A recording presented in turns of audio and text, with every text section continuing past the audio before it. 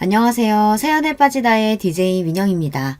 오늘도 두 가지 사연 준비되어 있는데요. 재밌게 들어주시고 구독과 좋아요 버튼도 눌러주세요. 그럼 오늘의 사연 함께 만나볼게요.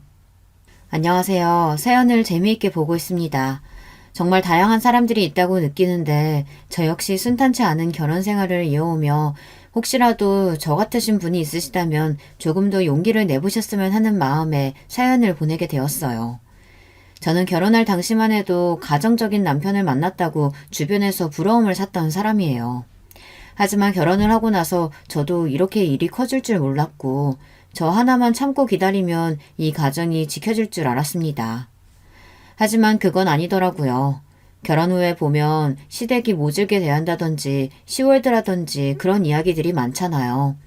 제가 그 주인공이 될지 몰랐는데 어떻게 보면 제 스스로 초반에 잘못된 선택을 했기에 그런 것이 아닐까 하는 생각이 들기도 합니다. 제가 어떤 일이 있었는지 이야기해 드릴게요. 때는 10여 년 전으로 흘러갑니다. 저는 패션 회사를 다니고 있던 과장이었던 그때 남편과 처음 만나게 됩니다. 거래처를 왔다 갔다 하다 보니 자연스럽게 서로 같이 일하는 시간이 늘어났고 자상한 모습과 본인의 일을 철저하게 하는 사람이라 그런지 더 눈길이 갔던 것 같아요. 여느 남녀와 같이 저희는 서로에게 끌림을 느꼈고 평상시에도 살뜰히 저를 살피는 모습을 보니 이 사람이라면 함께 할 수 있겠다는 생각이 들었어요. 자연스럽게 저희는 연인이 되었고 3년을 연애 끝에 결혼을 하게 되었습니다. 저는 준비가 어느 정도 되어 있던 상황이었지만 남편의 경우 모아둔 돈이 거의 없었고 오히려 빚이 더 있던 상황이라 저에게 결혼 이야기를 꺼내는 것에 대해 망설여하는 것을 본 뒤에는 어차피 함께할 사람인데 그 정도는 아깝지 않다고 생각하고 있었어요. 돈이 무슨 문제겠냐는 생각이었고 제 벌이가 어느 정도 되었던 만큼 감싸주고 싶었던 마음도 있었어요. 내가 모아둔 돈도 있고 어느 정도 조율만 잘 된다면 결혼은 문제 없을 것 같아. 자기는 어떤 부분이 계속 걸려서 그런 거야? 사실 그동안 빚도 있고 내가 벌이가 자기보다는 적은 편이잖아. 그리고 집안이 좋은 것도 아니라 부족하게만 느껴져서 쉽게 이야기를 하지 못했던 것 같아. 하지만 괜찮다면 나는 그렇게 하고 싶지만 내가 염치가 있어야지 말이지. 본인 스스로 부족함을 느끼고 오히려 혼자 감당해내려고 하는 모습을 보니 오히려 안쓰럽다는 생각이 들었어요.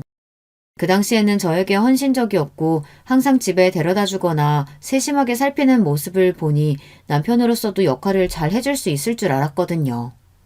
하지만 예비 시어머님을 뵐 때 뭔가 싸함을 느끼게 되었는데요. 이때라도 도망을 쳤어야 한다고 생각하지만 다들 아시잖아요. 정말 좋아하는 사람이 생기면 뭐든 다 해주고 싶고 조금 부족한 점이 있어도 우리 둘이 잘 살면 된다는 생각이 들다 보니 저도 감당해야 할 부분이라고 생각했던 것 같아요. 제가 이상하다고 느낀 점은 상견례 전 먼저 어머님께 인사를 드리러 갔을 때였어요. 가족 간의 만남이다 보니 인사를 드리는 건 당연한 일이잖아요. 그래서 사전에 먼저 연락을 드리고 찾아갔는데 가기 전에 미리 준비하고 싶어서 좋은 과일집에서 세트로 사서 갔어요. 근데 어머님의 반응이 제가 생각했던 것과는 다르더라고요.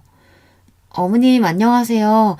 오는 길에 빈손으로 오기가 그래서 과일 좀 사왔어요. 어머, 얘 요즘 누가 과일을 사들고 오니? 난 이런 것보단 상품권이 더 낫던데. 뭐 이건 돈 주고 직접 산 거야? 아님 받은 거니? 선물로 드리는 건데 다른 사람에게 받아서 드리진 않죠, 어머님. 제가 센스가 없었나 봐요. 그래도 맛있는 가게에서 사온 거니까 식사 후에 드세요. 저도 나름대로 신경을 써서 가져갔기 때문에 기분이 상한 건 어쩔 수 없지만 그래도 저 정도는 그냥 넘어갈 수 있었어요. 선물을 받는 사람이 별로라고 생각하면 뭐 그런 거니까요. 식사 후에도 마음에 들지 않으셨는지 이후에 제 연봉이라든지 자산에 대해서 많이 물어보셨는데 사실 저는 모든 것을 공개하고 싶진 않았어요. 그래서 적당히 둘러대니 뭔가 마음에 안 드셨나 봐요. 그 이후로는 연락도 받지 않으시고 예랑이를 통해서만 소식을 들을 수 있었어요. 자기야, 어머님 아직도 그때 선물 일로 삐져 계신 걸까? 연락이 통 안 되시네. 상견례 날짜도 잡아야 하고 식당은 어디가 좋은지 여쭤보고 싶은데. 괜찮아. 내가 알아서 다 잘 말씀드릴게. 생각해줘서 고마워. 어머니도 그날 맛있게 과일 드셨는데 괜히 틱틱거리신 것 같아. 마음 상했을 텐데 신경 써주니까 내가 더 자기한테 미안하다. 처음부터 끝까지 제 편을 들어주며 어머니에 대한 이야기를 할 때 더 미안해하는 모습을 보이고 보니 그 뒤로는 따로 이야기를 했던 게 없었어요. 상견례 날짜가 되었을 때는 다행히 잘 대화가 이어졌고 저희 부모님도 남자친구를 마음에 들어 하셔서 속도를 내어 결혼을 진행하게 되었어요. 결혼 전에는 서로 상의하에 예단 예물과 관련해서 맞춰서 했고 저는 적당선에서 잘 드린 것 같았는데요. 이후 만남에서 먼저 말씀을 하시더라고요. 사실 예물 예단도 제 생각에는 빚도 제가 가지고 있던 돈으로 다 하고 양가 도움 없이 집도 저희 힘, 제 돈이 거의 전부지만 그래도 섭섭하지 않게 챙겨드리기로 하고 드렸었거든요. 어머님, 이건 예단비예요. 앞으로 잘 부탁드립니다. 요즘에는 생략하는 경우도 많다고 하던데 챙겨줘서 고맙구나. 하지만 너도 알잖니? 요즘 물가 장은 아닌데 내가 생각했던 것보다는 살짝 부족하긴 하더구나. 내가 혼자라서 다행이지. 시아버지 있었다면 혼쭐 났을 수도 있겠어. 앞으로 부족한 부분은 내가 더 알려주도록 하마. 사실 예단을 적게 드린 것은 아니었어요. 혼자 사용하시기에 충분하게 들었다고 생각했는데 어른들 입장에서는 그게 아니었을까요? 돌아가신 시아버지를 언급하시니 뭔가 마음이 안 좋긴 하더라고요. 그래도 저는 어른이 하신 말씀이니 꾹 참고 내가 부족한 부분은 채워드리면 된다는 생각을 가졌던 것 같아요. 다행히 결혼식도 잘 치러졌고 또 이바지 음식을 준비하며 어머님과 살짝 트러블이 있었지만 그때 당시에는 잘 넘어갈 수 있었어요. 그 이후로는 당시 남자친구가 남편이 되며 알콩달콩 잘 살고 있었습니다. 단 저희의 싸움의 원인이 되는 부분이 대부분 어머님이셨기 때문에 시댁에 다녀온 날에는 다툼으로 인해 서로 기분 상하는 일이 허다하게 생겼어요. 모두 긍정적인 부분에 있어서 매번 부족하다고 말씀하시는 것이 더 이상 듣기 어려웠을 뿐더러 용돈을 올려달라고 하시는 것도 제가 생각했던 것보다는 부담이 될 수밖에 없더라고요. 특히 생신 때가 되시거나 혹은 주기적으로 해외여행을 가고 싶다고 말씀하셨고 그럴 때마다 남편은 혼자 계신 분께서 적적해서 그러신 거라고 이야기를 하며 본인은 해줄 수 있는 여건이 되지 않으니 은근히 저에게 넘기는 분위기였어요. 사실 한두 번이야 그럴 수 있지만 갈수록 도가 지나치기도 하고 저 또한 부모님께 더 잘해드리고 싶은데 항상 시댁 쪽으로만 돈이 흘러가니 마음이 좋지 않더라고요. 저희 부모님께서는 아직 경제적인 활동을 하고 계시긴 하지만 그것과는 별개로 딸로서 챙겨드리고 싶은 마음이었거든요. 이런 고민을 어디다 털어두어야 할지 모르겠고 주변 친구들에게 이야기를 하면 같이 살자고 안 하는 것을 다행으로 여기라고 이야기를 해주더라고요. 시집살이는 그 정도면 괜찮다고 하면서 본인은 따라다니면서 옷도 사드려야 하고 음식도 하고 아주 힘들다고 말이죠. 하지만 저도 이런 고충이 느껴진 지 오래되다 보니 갈수록 뭔가 요구하는 부분이 있으면 아깝게 느껴지기도 하고 저를 비교하시는 모습을 보고 난 뒤로는 더 해드리기가 싫었던 것 같아요. 물론 기본적인 선물이나 예의는 지키긴 하지만 그 외의 것들을 더 해드리는 게 맞나라는 생각이 들었거든요. 얼마 전에는 오랜만에 여행을 즐기고 싶으시다며 베트남으로 일주일 여행을 가시겠다고 이야기를 하셨어요. 아가, 이번에는 베트남 가서 마사지도 받고 음식 먹으면서 좀 쉬다 오고 싶구나. 날짜는 다음 달이면 될 것 같고 혹시 미리 예약 좀 해줄 수 있겠니? 어머님, 이번에는 조금 어려울 것 같아요. 작년만 해도 벌써 3번이나 다녀오셨고 저희도 이제 저축을 해야 하는데 저도 어렵게 말씀드리는 거니 이해해 주실 수 있죠? 그래, 내가 너무 과한 걸 요구했나 보구나. 내 아는 친구는 한 달 유럽 여행도 며느리가 보내준다고 하는데 에휴, 내가 너희한테 너무 큰 걸 바랬나 보다. 미안하다. 이만 끊으마. 저 뒤로는 항상 한 달 정도는 연락을 드려도 받지 않아요. 집에 찾아가도 봐주시지 않고 본인이 풀릴 때쯤 다시 다른 것을 요구하시거든요. 막상 이런 일들이 지속되다 보니 지치는 것은 물론 그때 당시에는 남편이 미안해하는 마음도 있었지만 갈수록 뻔뻔해진다는 게 어떤 말인지 알 정도로 태도가 달라지기 시작했는데요. 한결같이 제 편이 되었던 배우자가 이제는 어머님 편만 드니 사람들이 왜 결혼하면 남의 편이라고 이야기하는지 알겠더라고요. 갈수록 지쳐가던 저는 이 결혼에 대한 의문이 들었어요. 그쯤 아이가 생겼고 제가 조금 더 참는 방향으로 생각을 했던 것 같아요. 남편이 어머님 편을 든다고 해서 이 관계에 대한 의문은 들어도 막상 끊는 게 어려웠던 점이 그 외의 것들은 저에게 너무 잘해주고 다정한 남편의 모습 그대로였거든요. 그러다 보니 자연스럽게 그런 부분들은 넘기게 되었던 것 같고 아이를 낳고 나서도 사이가 그렇게 나쁘지 않았어요. 오히려 출산 이후에는 더 챙겨주기도 했는데요. 문제는 산후조리원에 찾아오신 어머님 때문에 한 번 더 기분이 상하게 되어 그때 아이를 낳고 가장 크게 싸웠던 것 같아요. 어머님, 아이 너무 예쁘죠? 그이랑 똑같이 생겼더라고요. 딸은 아빠 닮으면 잘 산다는데 다행이에요. 그래, 고생했다. 나도 아이 낳아봤지만 지금이 가장 이쁠 때란다. 그나저나 이 조리원은 얼마에 들어온 거니? 엄마는 왜 또 그런 소리를 해? 아이 낳았으니 당연히 가장 좋은 곳으로 해줘야지. 2주 동안은 푹 쉬고 육아하려고 일부러 이곳으로 했어요, 어머님. 할인도 많이 들어가서 괜찮았고요. 그럴 돈 있으면 조금이라도 아껴가지고 시어머니한테 보태줄 생각을 해야지. 너는 왜 그렇게 생각이 짧니? 아이 낳아봤으니까 너도 알 거 아니야. 얼마나 어미가 고생을 하는지. 시어머님이 이야기하는 것을 듣고 난 뒤에는 더 이상 참을 수 없었습니다. 아이를 낳고 호르몬 때문에 힘든데 돈 하나 보태준 것도 없으면서 본인만 챙기려고 하는 어머님이 너무 미웠거든요. 어떻게 출산한 저한테 그런 말을 하실 수 있는지, 그리고 출산 전부터 아이에 대한 것은 하나도 안 물어보셨거든요. 그래도 첫 손주인데 따뜻한 말 한마디라도 해주실 줄 알았지만 돌아오는 말은 저런 말들 뿐이니 마음이 상할 수밖에요. 어머님, 전부터 말씀드리고 싶었던 건데 너무하신 거 아닌가요? 제가 열심히 번 돈으로 여기 온 거예요. 그리고 어머님도 아이 낳아보셨으니 산후조리가 얼마나 중요한지 아실 텐데 왜 그렇게 말씀하세요? 뭐라고? 너 지금 시엄니한테 덤비는 거냐? 그냥 그렇다는 거지 뭐 그렇게 발끈하고 그러니?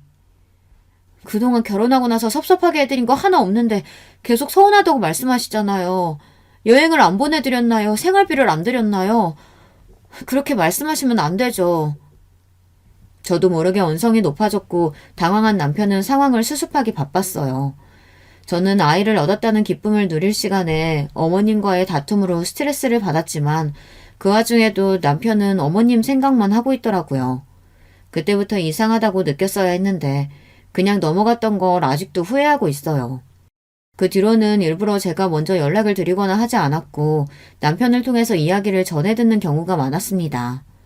그리고 시간이 지나 저에게도 동서가 생기게 되었고 식구가 늘어간다는 게 그렇게 큰 기쁨일 줄 몰랐는데 날이 갈수록 어머님은 저와 동서를 비교하며 저를 더 탐탁지 않아 하셨어요. 저는 정말 이해할 수가 없었습니다.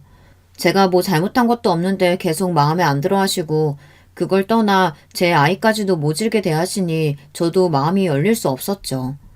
동서가 들어온 이후에는 가족 모임을 함께하게 되었는데요. 그럴 때마다 비교와 훈수를 듣다 보니 자연스럽게 모임에도 빠지고 싶은 마음이 들 수밖에 없었어요. 초반에 동서를 만났을 때도 서로 통하는 부분이 있었는데 얼마 전 저에게 연락을 해오더라고요. 아무래도 손윗사람이 계속 본인 앞에서 까내려지는 것을 신경 쓰는 것 같았어요. 저도 물론 마음이 편하진 않았지만 반대로 동서는 얼마나 불편할까 싶더라고요. 동서 너무 마음 쓰지 마. 난 괜찮으니까. 한두 번 그러시는 것도 아니고 계속 내가 신경 써봤자 마음에 안 들어 하시는 것 같아. 형님, 하지만 어머님 너무하신 것 같아요.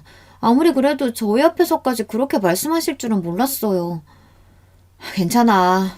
나중에 시간이 좀 더 지나면 내가 하는 노력도 알아주시겠지. 늦었는데 쉬고 다음 모임 때 봐. 간단한 통화를 마치고 나서 깊게 생각을 해보기 시작했어요. 과연 제가 지금 이대로 쭉 어머님에게 도움을 드리는 게 맞을지 남편이랑 같이 상의를 해보기로 했는데요.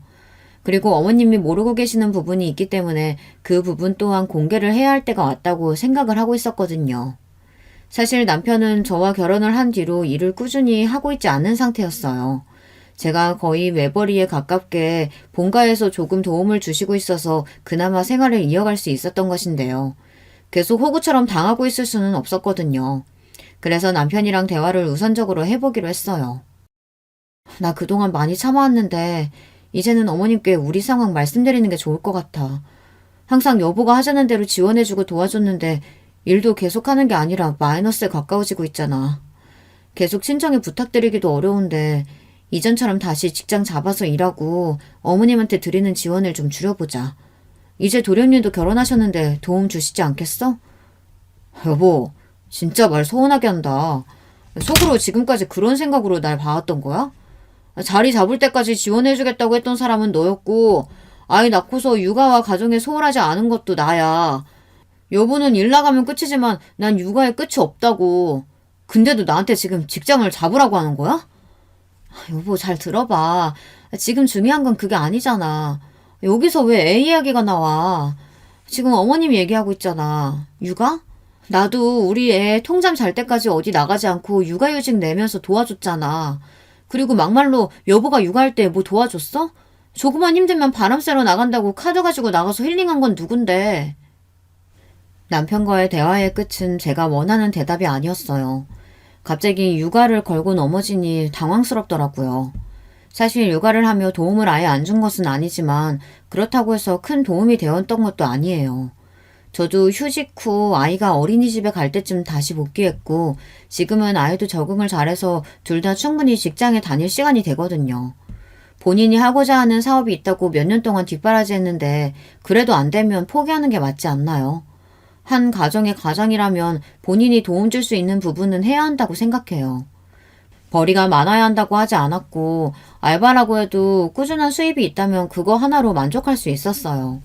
항상 집에 돌아오면 너저분한 집, 그리고 육아까지 해야 하는 저를 전혀 고려해주지 않고 무엇보다 제가 더 서러웠던 부분인 어머님 문제까지 좁혀지지 않으니 막상 어떻게 해야 할지 고민이 되더라고요. 그 뒤로 시원한 해결책을 찾지 못하고 답답한 마음에 계속 이 문제에 대해 생각을 해보기로 했어요. 계속해서 친정의 지원을 받는 건 저도 부모님께 못할 짓인 것 같고 남편에게 통보 아닌 통보를 하기로 했어요. 말로 통하지 않으니 행동으로 보여주는 게 더 빠를 거라고 생각했거든요. 앞으로 생활비는 여기서 더 지원 못해줘. 당신도 이제 나가서 일을 하던지 사업을 할 생각이라면 계획했던 그대로 진행하면서 지원 사업 알아봐. 난 더 이상 도움 못 줘.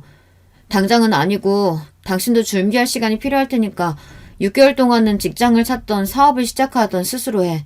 난 지금까지 많이 봐줬다고 생각해. 당신 정말 이럴 거야? 지금도 충분히 생활됐고 앞으로 하던 대로 하면 될 것 같은데 당신 편하자고 나한테 지금 일하라고 하는 거 아니냐고. 잘 생각해봐. 누가 시어머니 해외여행을 1년에 3번도 더 넘게 보내드리고 생신 기념일 할 거 없이 살뜰하게 챙긴 게 누군데 그것마저도 부족하다고 하시는 분한테 내가 지금 어떻게 더 해드려. 당신도 함께 벌어서 더 해야지. 난 더 이상 비교당하는 거 못 참아. 지금 어머님이 당신 일 똑부러지게 하는 줄 아시지? 지금까지 상황 다 말씀드리기 전에 정신 차리고 일이나 구해. 제가 이렇게까지 강하게 말했던 적이 없었기 때문에 남편도 당황한 것 같았어요. 그 뒤로는 정말 마음을 독하게 먹었다는 것을 알았는지 직장 구직 정보를 보기 시작했지만 일을 직접 하지는 않더라고요. 그동안 저는 어떻게 하면 이 악화된 상황을 다시 돌려놓을 수 있을지에 대해 고민을 했어요. 물론 초반부터 제가 너무 남편을 오냐오냐 했고 사랑한다는 이유로 그동안 다 봐줬던 것도 영향이 있다고 생각해요. 지금은 뼈저리게 후회를 하고 있거든요. 초반에 잘 잡았더라면 이렇게까지 상황이 안 좋아지지 않았을 것 같은데 뭔가 또 다 제 잘못 같고 그러더라고요. 하지만 이 상황이 지속된다면 저는 이 결혼 생활에서 남는 게 없을 것 같았어요. 제가 아무리 능력이 있다고 한들 시댁 쪽으로 돈이 들어가고 있으니 그것만 해도 직장인 월급은 될 것 같아요. 또 아이가 있다 보니 이런 부분들에 대해서 줄여야 한다고 느꼈던 것이 아이 학원을 보내줄 것도 생길 텐데 계속 이 상황에 익숙해진다면 절대로 못 벗어날 것 같다는 생각이 들었거든요. 그래서 남편에게 강력하게 나갔던 것도 있고 또 모임 때마다 저는 제 마음 먹은 대로 크게 신경 쓰지 않았던 것 같아요. 저를 욕하시던 말던 제가 정한 적정 금액을 드리며 남편 손에 들려보냈고 부족하다 이번엔 뭘 더 하고 싶다 말씀하시면 남편에게 이야기를 하라며 딱 잘라버렸죠. 제 마음은 편해졌지만 점점 갈수록 시어머니의 고집은 꺾이지 않았어요. 매일 전화를 하시는 것은 물론 요즘에는 어디가 좋다더라 하시며 여행을 가고 싶어 하셨거든요. 아니나 다를까 몇 달 지나지 않아서 생활비가 부족하시다고 이야기를 하시며 달마다 50씩 더 주실 것을 요구하셨어요. 저는 왜 저렇게 저희 부부에게 기대시나 했는데 도련님 쪽에서는 전혀 지원을 받지 못하고 계신 것 같더라고요. 어머님, 이제 저희 아이도 있는데 계속 그렇게 드리는 건 어려워요. 저희 상황 잘 아시잖아요. 계속 이러시면 저희도 곤란하죠. 예, 내가 살면 얼마나 살겠니? 그동안 못 해본 거 누려보겠다는 게 그것조차 힘들다고 하니? 요즘 며느리들은 알아서 시어머니 모시고 여행 간다는데 너는 그동안 여행만 띡 보내놓고 같이 가기랬니 뭐랬니? 항상 내가 먼저 가고 싶다고 이야기해야 하고 나 참 내 입으로 이렇게 이야기를 해야 되니? 솔직히 말해서 이번엔 둘째 며느리보다 네가 더 괘씸하구나. 돈을 좀 더 버는 사람이 도움 많이 줄 수도 있는 것이지. 어머님, 그렇다고 제가 아예 안 도와드리는 것도 아니고 밑도 끝도 없이 계속 요구를 하시잖아요. 계속 그러시면 저도 더 이상 참지 않겠습니다. 안 참으면 어쩔 건데? 하나뿐인 시엄니 굶어 죽으라고 제사를 지내는 거지 뭐니? 그거 누가 보면 내가 너한테 몇 천만 원 달라고 징징거리는 줄 알겠다.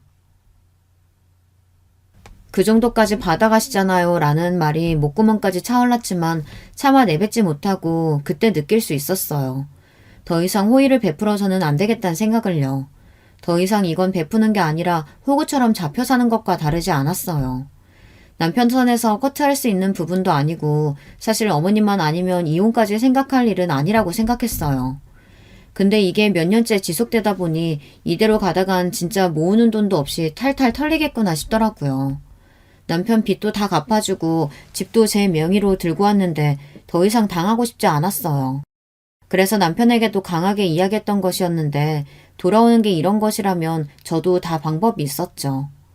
스스로 혼자 자립할 수 있도록 준비를 하고 이혼을 하더라도 아쉬움이 없도록 마음을 잡는 것이었어요.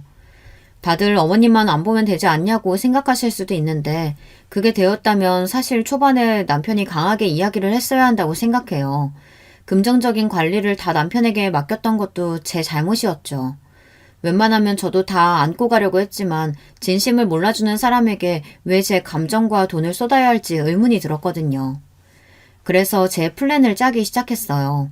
이제 더 이상 가정이 아닌 본인의 어머니만 챙긴다면 저 또한 이 가정을 지킬 노력을 할 필요가 없었거든요.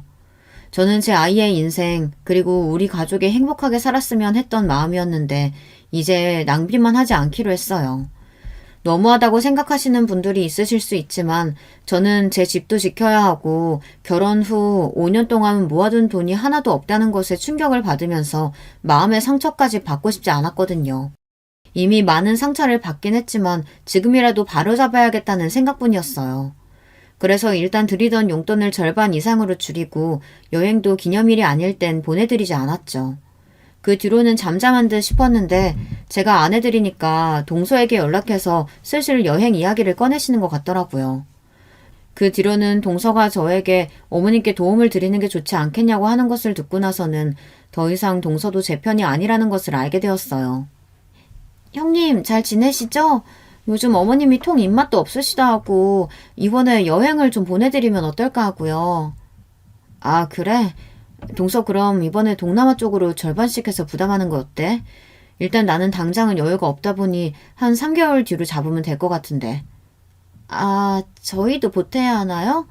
제가 알기로는 형님네가 좀 더 여유가 있다 보니까 어머님께서도 도움을 받으신 걸로 알고 있거든요. 근데 이번에 지원을 좀 덜 해주신다고. 그래서 좀 힘드신가 봐요. 원래 하던 대로 하셔도 딱히 마이너스도 아니실 것 같은데. 형님, 제 입장에서는 사실 이런 부담을 겪는 게 형님이 잘하시면 딱히 안 겪어도 될 일 같거든요. 동서, 지금 말 다 했어? 우리 집이 여유 있다고 누가 그래? 그동안 동서는 내 편인 줄 알았는데 그렇게 생각하고 있었다니 실망이다. 나도 여행 가고 싶은 거 참아가면서 일하는 거야. 뭐? 여유 있는 사람이 더 내야 하는 건 당연하니까 그동안 내가 했던 대로 하라고? 솔직히 말해서 도련님이랑 동서가 지금까지 해온 게 뭐가 있어? 항상 평상시에는 내가 다 하고 기념일 때만 신경 팍팍 쓰면서 그것 때문에 비교당하는 게 얼마나 힘든 줄 알아? 그동안 쌓아왔던 걸 쏟고 나니 속이 다 시원하더군요. 나중에는 아무 말도 못하고 제 말은 그게 아니라 하면서 말을 해주는데 그 뒤로는 귀에 들려오는 대화는 딱히 기억에 남지 않았어요. 그날 남편을 불러서 이야기를 해봤지만 들려오는 대답은 이전과 다르지 않았어요. 동서한테 전화 왔는데 여유 있는 쪽이 더 내야 한다는데 그게 맞아? 여보가 어떻게 조율 좀 해봐. 도련님이랑은 이야기 해봤어? 또 그 얘기야? 여보, 지금까지 우리 잘 지냈잖아. 그냥 원래대로 하던 대로 살면 안 되는 거야? 그럼 우리 부모님은? 장모님하고 장인어른은 지금도 일하고 계시잖아. 그 사업하신다고 하셨나? 꽤 잘 되신 걸로 알고 있는데 지금처럼 살면 트러블 생길 걱정 없고 우리도 쪼들려서 사는 것도 아닌데 이 정도는 괜찮지 않아? 제가 예상했던 대로 저희 부모님은 안중에도 없더군요. 시집가서 잘 살기만 하면 된다고 본인들은 신경 쓰지 않아도 된다고 했던 부모님께 죄송해졌어요. 그동안 지원만 받았지 해드린 것 하나 없다는 것에 죄스럽고 우리 부모님도 못하시는 걸 시댁에 왜 계속 지원을 해드려야 하나 싶었거든요.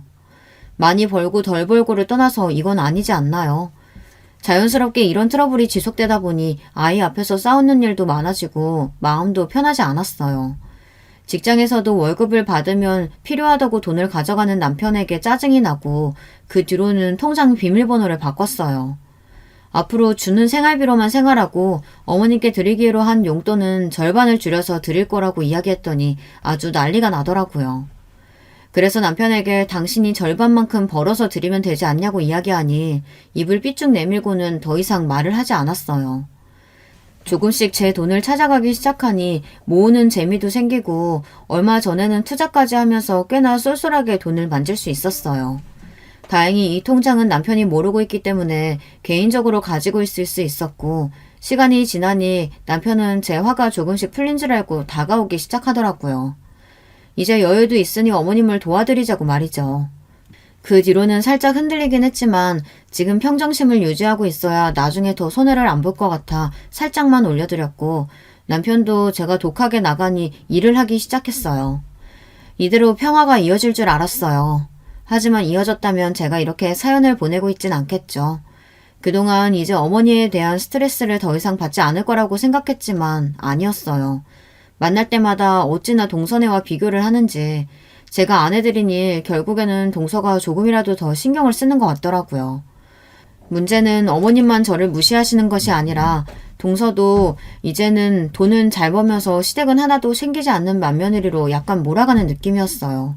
그동안 제가 해준 건 다 어디 간 건지 한순간에 이렇게 달라지니 더 거리감이 느껴지고 불편해지더라고요. 물론 시댁이 편할 수는 없지만 전보다 더하다는 느낌을 받으면서 왕래를 아예 끊을까 했지만 남편이 다시 일도 시작하고 중간에서 어느 정도 커버를 치는 느낌은 있었기 때문에 그동안 지쳐도 참았거든요. 그러던 중 정말 제가 이대로 가다가는 안 되겠다는 생각이 들었던 사건이 하나 있었습니다. 앞서 말씀을 드렸지만 제가 돈을 굴리기 시작하면서 여유로워지다 보니 딱히 다른 부분은 신경을 안 쓰고 있었는데 얼마 전 남편이 저에게 이런 이야기를 하더라고요. 본인이 사업을 시작하고 싶은 게 있는데 전망도 괜찮고 해볼만 하다면서 이번이 마지막 기회라고 생각하고 열심히 해보겠다고 저에게 3천만 원을 지원해 줄 수 있냐고 이야기를 해왔어요. 사실 그동안에 있었던 일을 생각해보면 지원을 해주어서는 안 되는 상황이라는 것을 느끼고 있긴 했지만 사람 마음이라는 게 쉽게 끊어지는 건 아니더라고요. 문제는 지금부터 시작인데요. 그 뒤에 사업이 잘 되고 있나 궁금해서 저도 물어보고 조금씩 도움을 줄 수 있는 부분은 주고 싶었는데 그럴 때마다 얼버무리면서 이야기를 하는 게 눈에 보이더라고요.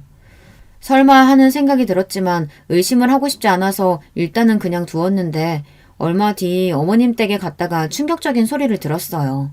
설마 했는데 그 돈을 어머님께 가져다 드린 것이었어요. 아가, 그동안 섭섭했지? 진작 이렇게 여행 보내줄 줄 알았으면 기다리는 거였는데 내 마음이 너무 성급했다. 그동안 돈 모아서 여행 보내주려고 그렇게 했던 거였어? 무슨 소리세요, 어머님? 여행이라뇨? 아, 엄마도 참 이 사람이 티내지 말라고 했는데 꼭 이렇게 이야기를 하네. 여보, 전에 엄마 유럽 여행 보내주기로 하고 우리가 열심히 돈 모은 거 있잖아. 그치? 기가 막혀서 더 이상 말이 나오지 않았어요. 유럽 여행이라니. 그래서 저에게 사업한다고 돈을 받아갔던 것이더라고요. 3천만 원이 걔 이름도 아니고 남편을 생각해서 주었지만 결국에는 다 시어머님께로 돌아가니 더 참을 이유도 없었던 것 같아요. 그 뒤로 집으로 돌아가서 계속해서 어머님께 지원을 하겠다고 하면 이혼이라고 말을 해두었어요. 처음에는 뭘 이런 걸로 이혼을 하냐고 했던 남편이 나중에는 정말 한 번만 봐달라고 이야기를 하더군요. 여기서 봐주었냐고요? 봐주었다면 저는 지금도 열심히 돈을 벌어서 시댁에 가져다주는 꼴로 남아있었을 거예요. 이번에는 참을 수 없었어요. 그래서 본가에 가서 친정엄마에게 말씀을 드리니 그동안 일을 모르셨던 분들이라 더 속상해하시는 것 같아 저도 마음이 좋진 않았네요. 엄마, 그동안 내가 모아둔 돈 하나 없이 계속 어머님께 들어가고 있었어. 아무리 그래도 이건 너무 심하지 않아? 예, 그래도 시어머님인데 돈 조금 해드리면 어때서?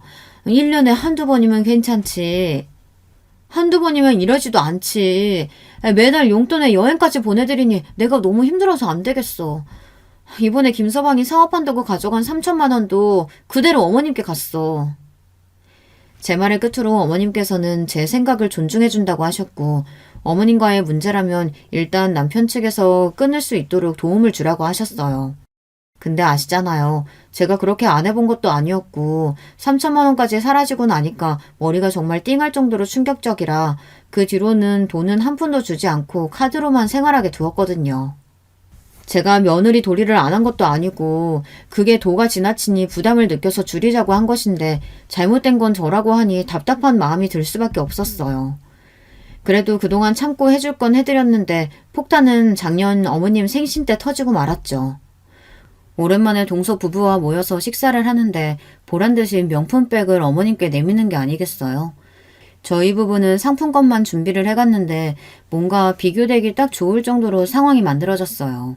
설마 했지만 아니나 다를까 어머님께서는 저와 동서 부부를 비교하기 시작했어요.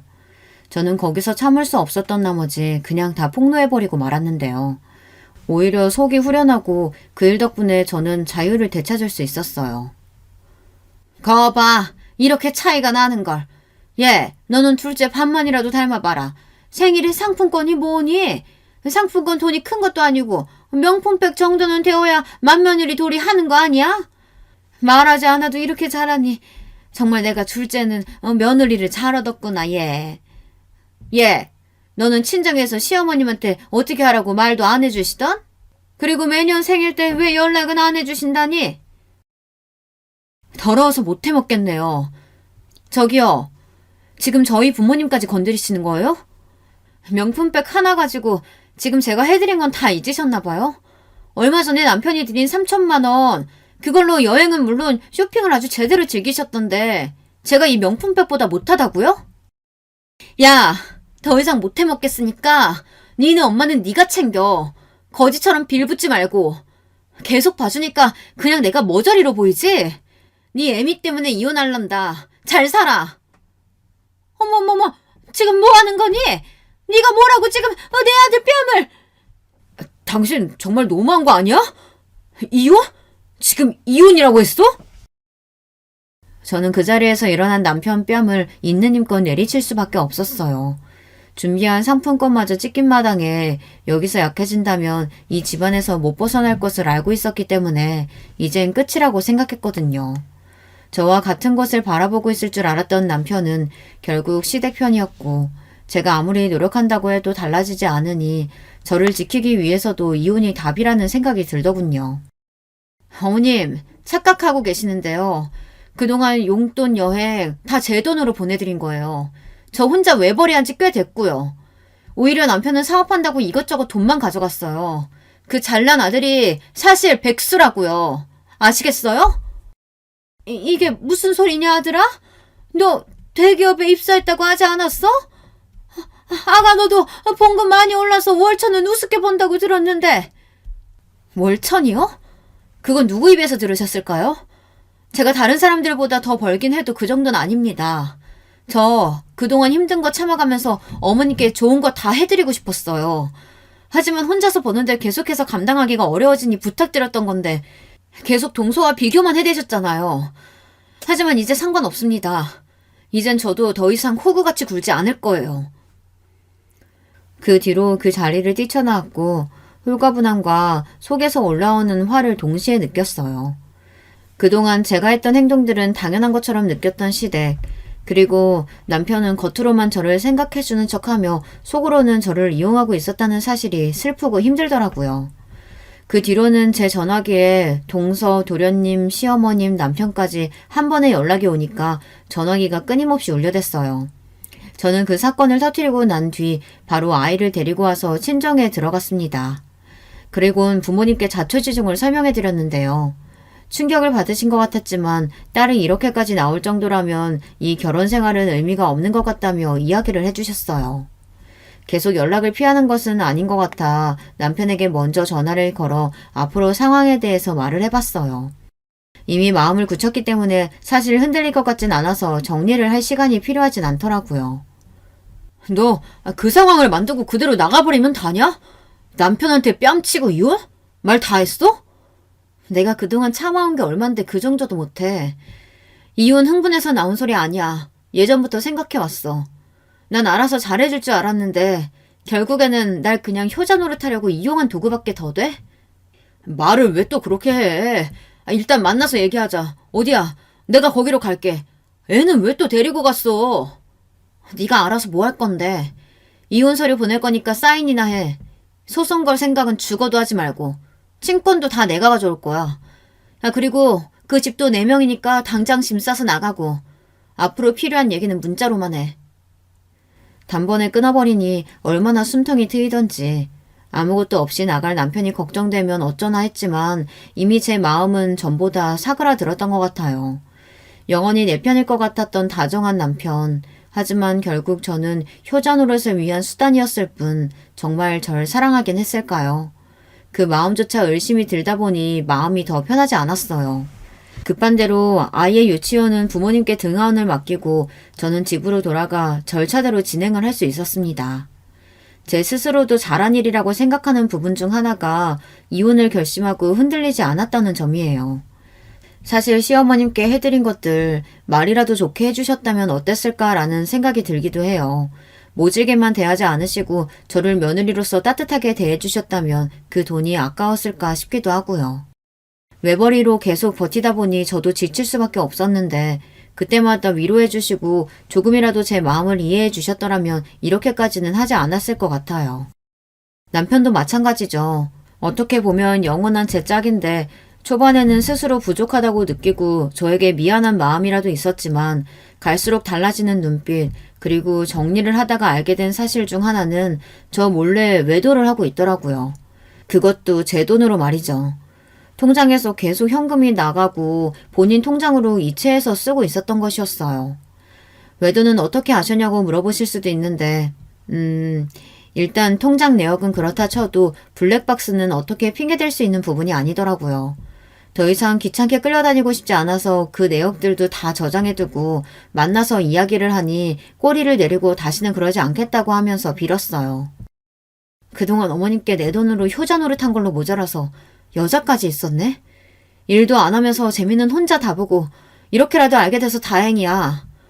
그래도 그동안 산 정이 있으니까 여기서 깔끔하게 끝내면 위자료고 뭐고 필요 없으니까 친권 포기하고 꺼져. 여보, 오해야. 진짜 몇 번 만난 게 끝이고 여보가 생각하는 그런 사이 아니야. 믿어줘. 내가 다 잘못했어. 그냥 힘들다고 해서 몇 번 이야기 들어준 것 뿐이야. 근데 그 상대가 더 대박이더라. 난 그렇게 코맹맹이 소리까지 낼 줄은 몰랐는데 동서가 아주 재주가 좋더라고. 내가 정말 할 말이 없어. 제발 동생에게 이야기하지 말아줘. 그렇습니다. 남편은 제 돈으로 동서와 바람까지 피고 있었던 것이더라고요. 사실 이것까지는 제가 긴가민가 하긴 했는데 목소리 톤을 들어보니까 딱 동서였고 차 안에서 동서가 자주 쓰는 브랜드의 립스틱까지 나왔어요. 자기야, 이번에 내가 크게 하나 해줄게. 근데 우리 이래도 되는 걸까? 나 너무 무서워, 자기. 이러다가 다 알게 되면 우리 어떻게 되는 거야? 지금까지 잘 만났잖아. 우리는 아무것도 달라지는 거 없어. 그냥 집사람 돈 쓰면서 사랑하면 되는 거야. 그 집 정말 잘 살거든. 내가 알기로는 장인어른이 꾸준히 지원해주는 걸로 알고 있고 얼마 전에 와이프 몰래 가서 도움을 요청했지. 정말? 근데 형님은 돈도 있으면서 왜 그렇게 돈돈거리신데? 그냥 어머님한테 좀 해드리면 되지. 참, 사람이 지혜롭지 못한 것 같다니까. 나라면 안 그랬을 텐데. 우린 이대로 그냥 서로 사랑하면서 돈 걱정 없이 살면 돼. 사랑해, 자기야. 저뿐만 아니라 저희 부모님께도 도움을 요청했다는 말을 들으니 정말 기가 막혔어요. 게다가 남편의 아양 따님 목소리까지 들리니 제가 그동안 사랑하던 사람이 맞나 싶더라고요. 저는 그날 이후 이혼 서류를 접수하고 남편은 군말 없이 친권 포기와 저에게 위자료까지 지급을 해주어야 했어요. 어쩌면 당연한 결과죠. 하지만 제 목숨은 여기서 끝나지 않았습니다. 알았으니 밝혀야죠. 두 사람의 관계를 그냥 눈 감아줄 생각은 없었습니다. 지금 들으시는 내용은 어느 하나 거짓도 없습니다. 여기서 찔릴 사람은 딱 두 사람일 텐데 일이 이렇게까지 될 줄 몰랐겠죠? 미안하지만 저는 더 이상 참을 생각이 없어요. 형님, 그게 무슨 소리세요? 갑자기 찾아와서는 이상한 소리 하지 마시고 돌아가세요. 그래 여보, 우리 이혼하기로 했잖아. 내가 다 포기한다고 이야기했는데 어머님 앞에서 이렇게까지 해야겠어? 형수, 왜 이렇게까지 하는 거예요? 솔직히 좀 여유 있는 사람이 도와줄 수도 있지. 뭐 그동안 보태준 돈 내역이라도 공개하시려고 하는 거예요? 어쩜 저렇게 뻔뻔할까? 그동안 여행 몇 번 보내준 거 가지고 아주 생색이란 생색은 다 내는구나. 이미 끝만 마당에 또 무슨 얘기를 한다고 찾아와? 저는 모두가 모인 자리에서 저 녹음 파일을 공개하며 집안은 말 그대로 개판이 되었는데요. 뭐 이젠 제가 알아야 할 부분은 아니니 폭탄을 제대로 던지고 나와버렸어요. 도련님은 듣자마자 형이 어떻게 그럴 수 있냐며 말을 하더라고요. 저게 정말 사실이야? 내 형이랑 바람을 펴? 형도 그러면 안 되지. 동생 와이프랑. 내가 다 설명할게. 네가 생각하는 그런 거 아니야. 맞아, 자기야. 진짜 그런 거 아니야. 제발 내 얘기 들어줘. 그 뒤로 도련님은 자리를 박차고 나가셨고 저는 후련하게 그 집에서 나올 수 있었어요. 뒤에서 어쩜 저럴 수 있냐며 소리를 지르는 소리가 들렸지만 솔직히 그동안 제가 참아왔던 부분을 생각해보면 이 정도는 약과죠. 회사에 뿌린 것도 아니고 가족들이 모인 자리에서 퍼뜨린 것뿐인데 저는 제가 너무 착하게 복수한 것 같다는 생각이 들었는데 뭐 그 이상은 할 생각이 없었어요. 사실 외도 상대를 처음 알았을 때 저도 당황스럽기는 했어요. 다른 사람도 아니고 동서와 바람이라니. 얼마나 되었을지는 모르겠지만 제가 예상하기로는 돈을 계속 빼간 시점인 것 같아서 최소 6개월은 보고 있었는데요. 알고 나서 평정심을 유지하기가 어려웠지만 제가 불같은 성격은 아니라서 차분하게 서류도 준비하고 자료도 보관해둘 수 있었던 것 같아요. 그리고 절차대로 이혼을 준비할 수 있었고 제대로 서류 처리가 된 이후에는 그동안 망설였던 가족 사업을 물려받아 전보다 더 여유롭게 지내고 있는 중입니다. 초반에는 아이 때문에 계속 남편을 만나야 했지만 딸이 보고 싶어 하니까 어쩔 수 없이 보여주고 있긴 해요. 종종 재결합 관련해서 이야기를 하기도 하는데 어림도 없죠. 본인이 그런 짓을 저질러 놓고 말을 꺼내는 것 자체도 너무 웃기네요. 그리고 어머님께서도 그 뒤로 연락을 하셨는데 미안하다, 내가 잘 몰랐다 하시며 이야기를 하시는데 그때 가서 동서의 외도까지 가족 앞에서 모두 퍼뜨린 이후에 결혼생활 중 저에게 가장 다정히 그리고 정말 미안하다는 목소리로 말씀을 하셨어요. 약 10년 동안 고구마 같은 시댁 생활을 하며 느낀 점이 있다면 사람은 고쳐서 쓰기 어렵다는 것이에요. 이미 많은 분들이 알고 계시겠지만 사람이 쉽게 달라지지 않는다는 말이 있잖아요. 호의로 베푼 것들이 그냥 그대로 호구가 되는 것이라고 생각하니 마음이 안 좋았네요. 지금이라도 청산해서 여유롭게 생활을 하고 있으니 그것만으로도 다행이라고 생각해요. 아이에게도 앞으로 잘 설명을 해줘야겠지만 사실 남편이 그동안 아이에게 잘했던 게 아니긴 한데요. 그래도 아빠는 아빠인가 봐요. 만나면 좋아하는 모습을 보니 아빠를 만나게 하는 건 딸이 좀 더 크면 그때 다시 이야기를 해볼까 생각 중이에요. 친권 포기를 하게 만들긴 했지만 아이가 원한다면 또 모르겠네요. 하지만 정확한 것은 앞으로 제가 먼저 시댁에 가거나 남편을 용서하는 일은 없다는 것이에요. 외도까지 들통난 마당에 저는 더 남편을 받아줄 이유가 더욱 없었거든요. 가끔 자상하고 가정적이었던 남편이 그립긴 했지만 제 생활에 있어 지금이 더 삶에 대한 만족을 하게 되는 것 같아요. 또 남편은 그동안 제가 빌려주었던 돈을 비롯해 위자료까지 다달이 보내주어야 하기 때문에 취업을 할 수밖에 없었고요. 매달 꼬박꼬박 잘 보내주고 있어요. 그동안 하지 못했던 여행, 취미 생활을 즐기기 시작하면서 부모님과도 더 깊게 시간을 보내다 보니 이제서야 제 삶을 되찾은 것 같아요. 저처럼 시댁에 묶여 계셨던 분들이 있다면 용기를 내셨으면 좋겠어요. 그리고 동서는 그때 이후로 저에게 따지듯이 연락이 오진 않았어요. 본인이 한 짓이 있으니. 제 편인 줄 알았던 사람들이 뒤돌고 나니 사람에 대한 적대감이 생기긴 했지만 제 주변에는 더 좋은 사람들이 많기 때문에 외롭지 않게 시간을 보낼 수 있을 것 같아요. 이번에도 사업 운영하면서 여유가 생기다 보니 오히려 주변 친구들을 더 챙기기도 하고 부모님께 선물을 드리면서 지금 생활을 즐기고 있는데요. 제 이야기를 들은 가장 친한 친구는 오히려 잘 갈라섰다고 이야기를 해주니 위로도 되고 좋아요. 10년이나 시간이 흘러버렸지만 앞으로 20년, 30년을 두고 생각을 해봤을 때 정말 잘한 일이라고 생각해요.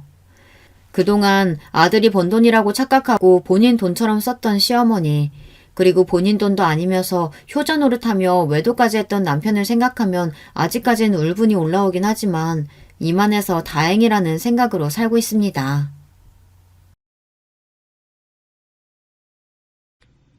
여러분, 두 번째 사연 시작하기 전에 좋아요, 구독 꼭 눌러주실 거죠? 그럼 두 번째 사연 바로 시작합니다. 안녕하세요. 어느덧 제 자신을 70대라고 소개하게 되다니 적으면서도 잘 실감이 나지 않네요. 아무튼 주민번호상으로 그렇게 나이가 됐네요. 마음만은 그렇지 않다고 믿고 싶을 뿐입니다.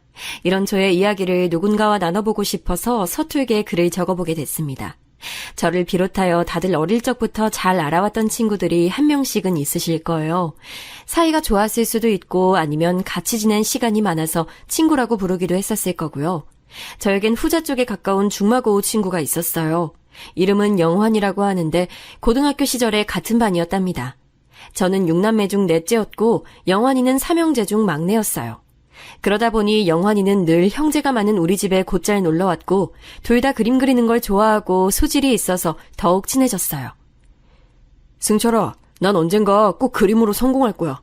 서울 가면 화실도 좋은 데 많고 거기서 문화생으로 일들도 하고 그러더라. 돈도 많이 벌 수 있고 유명해진대. 너나 나나 둘 다 그림 그리는 거 좋아하니까 꼭 올라가서 우리 일을 한번 해보자. 선생님도 우리 인정해 주셨잖아. 당시에는 요즘 애들처럼 애지간해서 다들 대학을 가는 때도 아니었고 고등학교까지 다녔으면 잘했다고 생각될 때였어요. 저 같은 경우는 형제들도 많고 아무리 차남이라지만 집에서는 크게 관심이 없었어요.